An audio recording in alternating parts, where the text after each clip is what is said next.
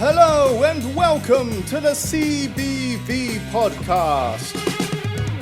Hello and welcome. I hope everyone's having a great day. So, on the 22nd of August, DC Fandome held a panel for the Suicide Squad video game, and they've revealed their first trailer as well as some further details on how the game will actually work. So, I'd like to talk to you about all my thoughts regarding what we know so far about the game. First of all, let's talk about the trailer they released. It was a fun cinematic trailer. It was good fun.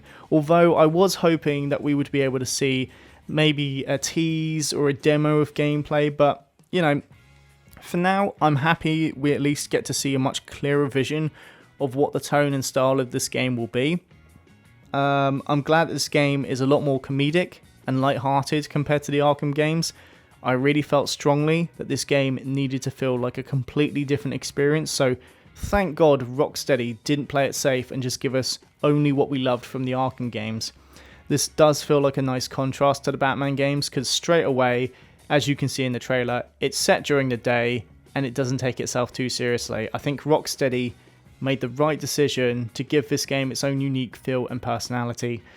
Secondly, I'm glad that Rocksteady have confirmed that this game is set in the Arkham Universe, as I love that world and I think it deserves to be expanded upon, as they've just done a great job fleshing out their interpretation of this world, and it's become a big success. So yeah, why not continue the story? Why not go into the next chapter or a next focus on a new set of characters in this same world?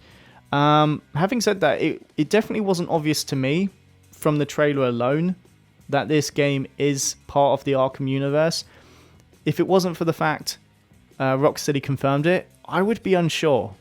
Because the only characters that we've seen in the Arkham games that are returning for this game are Deadshot and Harley. But they've definitely had some redesigns.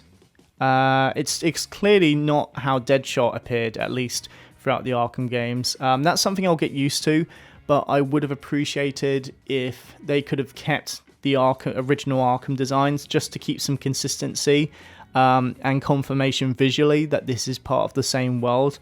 But hey ho, like, I'll get used to it. Like, I still think they look cool. It's just something different. They do heavily look inspired by the Suicide Squad movie, so I hope they're not trying to rely on the success of that film to design this game around that. I do want to see Rocksteady's interpretation of these characters. I don't want to see something similar or too similar to what I've already experienced in a movie. So, you know, they haven't worried me too much with that. It's just when I saw Deadshot, I was like, is that inspired by Will Smith's Deadshot? Is that what they're doing? Are they just kind of using his interpretation to kind of sell the game more? Because, I mean, Rocksteady, you're such a good game developer. You could easily make Deadshot look cool without having to rely on something we've seen in films. So, you know, I'm not saying that's what they have done, but to me it does kind of look like they've tried to make it similar to Will Smith's Deadshot, and that's fine as long as there's not too many moments in the game that just feel like, oh, well, they've taken this kind of element from the movie. Like, I do want it to feel like their version of this game. The benefit of having this game set in the Arkham universe is that we'll get to see new locations like Metropolis, as well as some characters that have never appeared in the Batman games, like Captain Boomerang, King Shark, Superman, and we even get to hear Amanda Waller's voice, which is very exciting. King Shark was always a character I felt was needed in this game to change up the gameplay style, so I'm really happy to see him here. I'm hugely curious how Batman's going to fit into this game though, as the official title of the game is Suicide Squad Kill the Justice League, so it's heavily implied that Batman will be one of those members we'll see in the game just because he's a member of the Justice League, so it would be a bit weird if he wasn't in the game.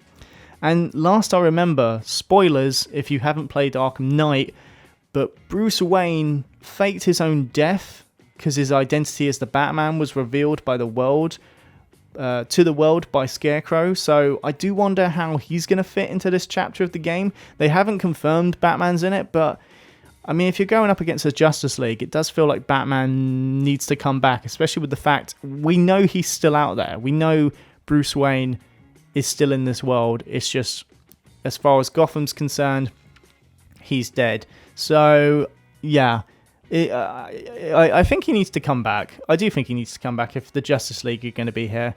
Rocksteady did say that the storylines from the Arkham games are going to be threaded into this game. So I'm curious how this is all going to connect. I'm not saying it's going to be connected heavily, but just little details sprinkled throughout the game would be nice, just to, again, cement in my brain that this is part of the same world.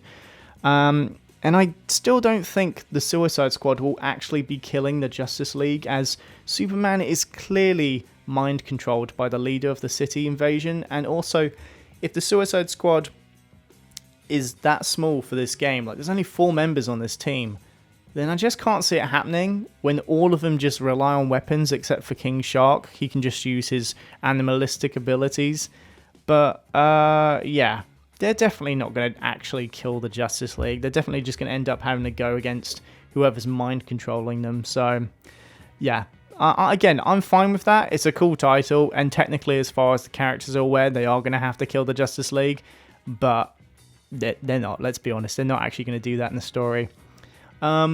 Thirdly, I want to talk about the gameplay, which for me is the most important thing as far as at least enjoying a game. If the gameplay's not great, then I'd rather just watch it as a movie.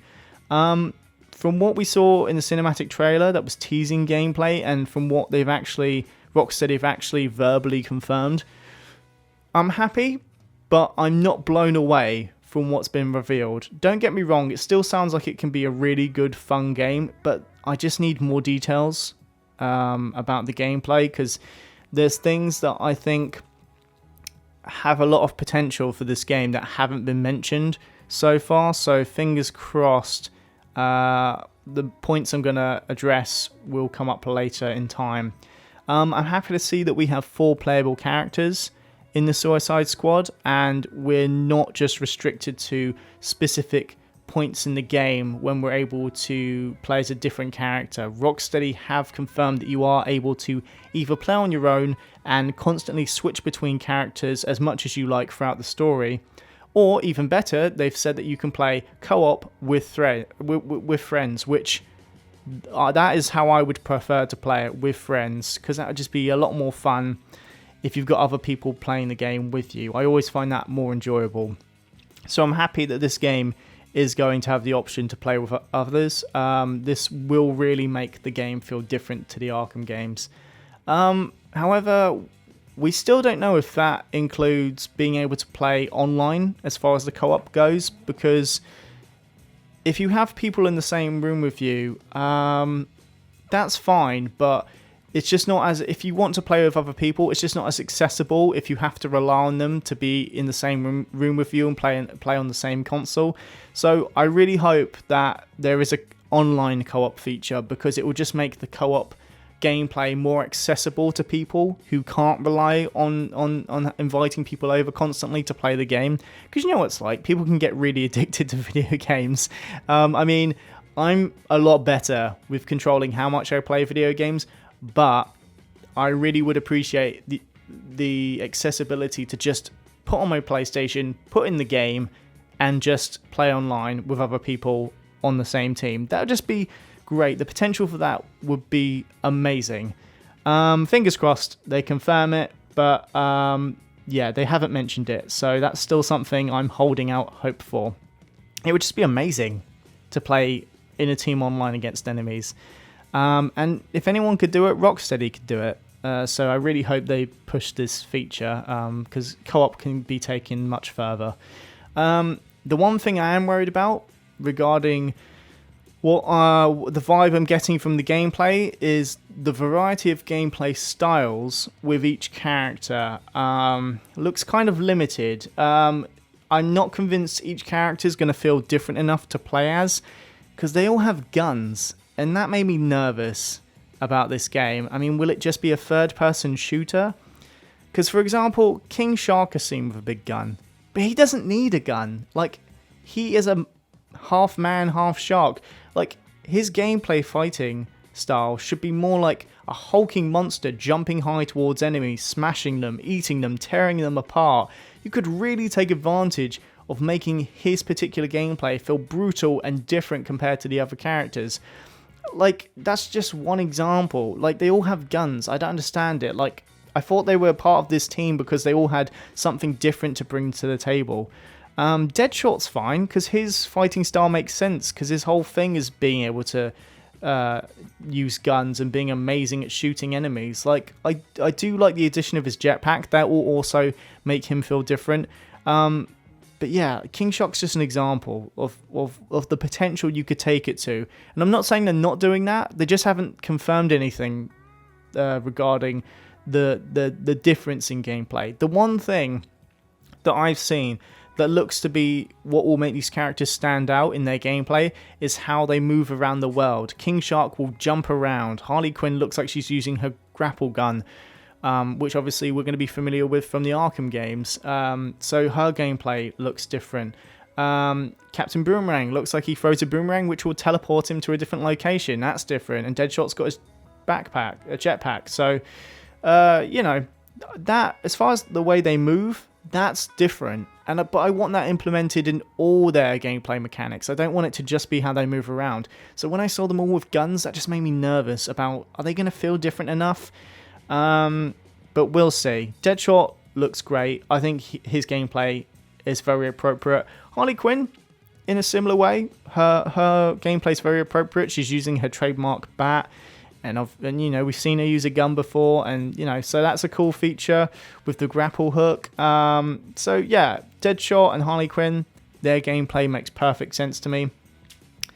King Shark, man, he's the one I really want to play as. So I'm not impressed with how they're handling his character from what we can see so far. And Captain Boomerang, he's another character I need to see him in action more. As happy as I am to see him in this game, because he is a fun character, I'm not sure how boomerangs are going to be fun to use, but hopefully they can be really creative and inventive with the types of boomerangs he can use. I mean, it looks like he's already got one that can teleport him, so just why not give all his boomerangs a different function? Like, you can give him a regular boomerang, you can give him one that teleports him, you can give him one that explodes, you can give him one that shoots a net out. I don't know, like, just be really inventive with what you can do with his boomerangs. I know that's not like the easiest task, because his whole thing is boomerangs, but if anyone can do it, Rocksteady can. Yeah, I just worry they've all got guns. I know I keep saying that, but it does make me worry. I just don't think their unique abilities and skill sets are being taken full advantage of from what we can see. They just don't seem different enough to stand out for gameplay, but who knows? I could be proven wrong, and I really hope I'm going to get proven wrong. I just don't want all these characters to feel similar. If you can at least deliver on King Shark eating enemies and tearing them apart, then I won't mind as much, because to be honest, he's the character I want to play as most, because I can just see his potential in the game. Overall, I think this game has the perfect tone and style, the story sounds interesting enough, and the gameplay is something that I still need more information about to get me to pre-order this game, but for now, I'm optimistic. I'm happy and I'm optimistic, and it still looks fun. I can't wait to see some gameplay. That will really help me figure out if this is going to be the game for me. That's all my thoughts on what we know so far of the Suicide Squad Kill the Justice League video game. Thank you so much for listening to this podcast. Please like and share to support the channel. Subscribe to keep up to date with all my movie, TV, and video game talk. And if you'd like to support the channel even more, then check out the link in the description to listen to a new single by The Undersiders called Take It Off, which is now available on iTunes as well as many other digital platforms. Your support is always hugely appreciated, and I hope you have a great day. So for now, stay safe and take care.